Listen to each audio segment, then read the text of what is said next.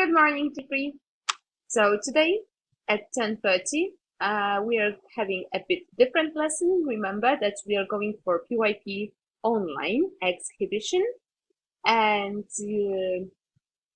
you will see what G5 students prepared for us. I would like you to remember about the rules, okay? Be quiet when they are presenting the stuff. If you would like to add any comments, keep them in your mind, remember them, and you will be given some time to share your opinion for sure and ask some additional questions. So 10:30, and they will actually we will count that lesson as our unit of inquiry lesson, okay? And what's more, I would like you to practice presenting your monster, because on Friday we are going to meet in smaller groups. I will divide you into smaller groups using ClassDojo.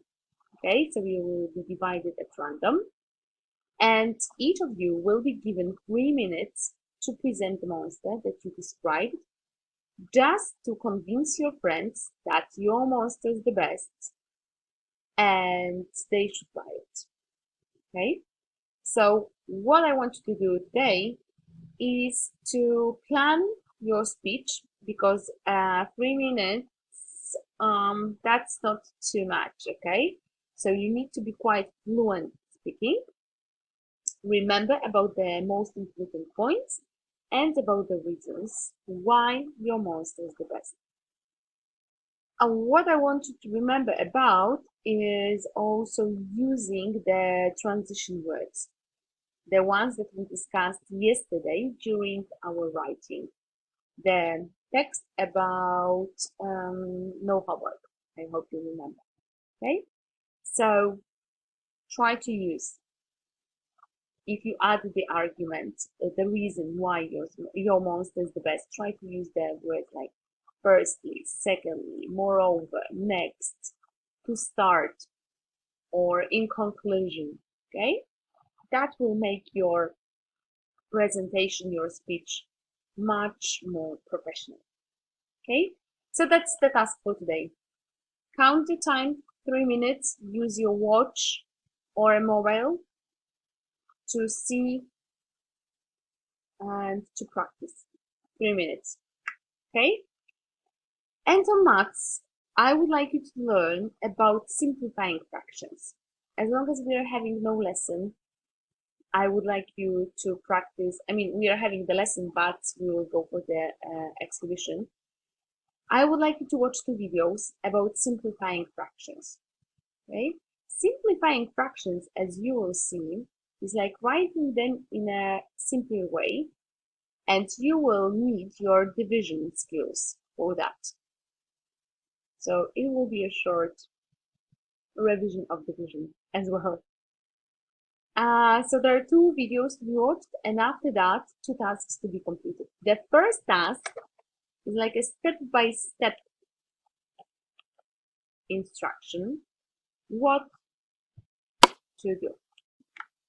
So if you want to simplify the fraction, you need to find the greatest common factor. I hope that you remember that the factor is the number by which you can divide other numbers. So for example, the factors of 4 are all the numbers that may be used in division. Okay, so number 4 is divided by 1, 2, and 4. So there are the factors. What about number 6? We can divide number 6 by 1, 2, 3, and 6. So they are the factors of 6. Now, to simplify the fraction, you need to find the greatest common factor. So the greatest is 2. That's like the bigger number, yeah? The biggest number, sorry. So once you found the greatest common factor, you simply divide the numerator and the denominator by 2. So 4 divided by 2 equals 2, and 6 divided by 2 equals 3. So if you simplify 4/6, you will get 2/3. A video on YouTube will explain you how you do it step by step, like I tried a second ago. And the man will try to solve some tasks with you. Okay, so that's the first task after watching the video. And the second one is like doing exactly the same, but a bit more examples. So simplifying again. So like dividing numerator and denominator, sorry, by the greatest common factor. There is one more task for the volunteers. It's coloring, if you want. It looks like mandala. Yeah. So you simplify the fractions in the circle, those ones, and then you use the code below to see what color you should color each point. No more tasks for today. So today you are focusing on maths and practicing your speech. And that's it.